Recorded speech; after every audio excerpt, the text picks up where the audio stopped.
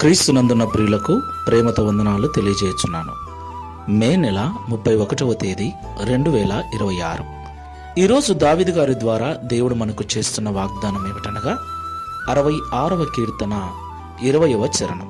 దేవుడు నా ప్రార్థనను త్రోసివేయలేదు, నా యొద్ద నుండి తన కృపను తొలగింపలేదు. ఆయన సన్నుతింపబడునుగాక. ఆమేన్. నా ప్రియమైన సహోదరి సహోదరులారా, మనం ఆరాధించే దేవుడు కృపా సత్య సంపూర్ణుడు, కృపగలిగిన దేవుడు. పర్వతములు తొలగిపోయినా, మెట్టలు తత్తరిల్లినా ఆయన కృప ఎన్నడూ మనల్ని విడిచిపోదని పరిశుద్ధ గ్రంథం సెలవిస్తుంది. దేవునికి మహిమ కలుగును గాక. నా ప్రియులారా, మన దేవుడు ప్రార్థనలో ఆలకించువాడై ఉన్నాడు. మనము చేసే విజ్ఞాపనలకు మనం పెట్టే మరొక ఆయన చెవియొగ్గి మనకు సహాయము చేయు దేవుడై ఉన్నాడు.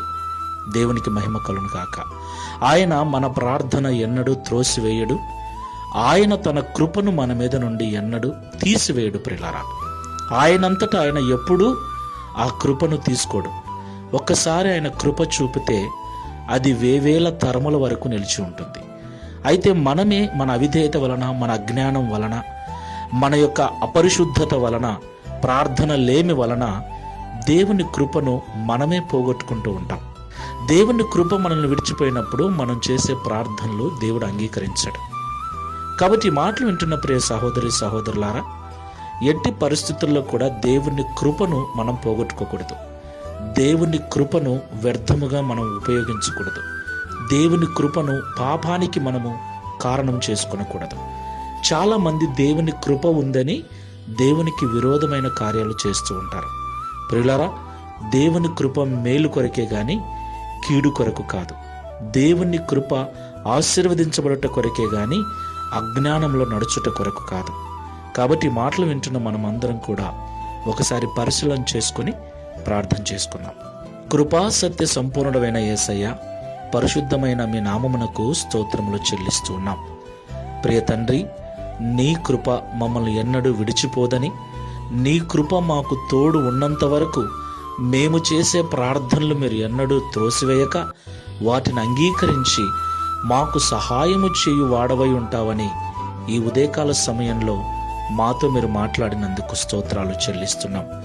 అయితే కొన్నిసార్లు అవిధేయంగా మేము వేసిన అడుగుల వలన, అజ్ఞానములో మేము చేసిన పాపము వలన నీ కృప మమ్మల్ని విడిచిపోవటానికి మేమే కారకులమవుతున్నాం. అవును తండ్రి, సంసోను పాపములో పడినప్పుడు నీ యొక్క నిబంధనను త్రోసివేసినప్పుడు నీ ఆత్మ సంసోనును విడిచిపోయిందని పరిశుద్ధ గ్రంథంలో చదువుకుంటున్నాం.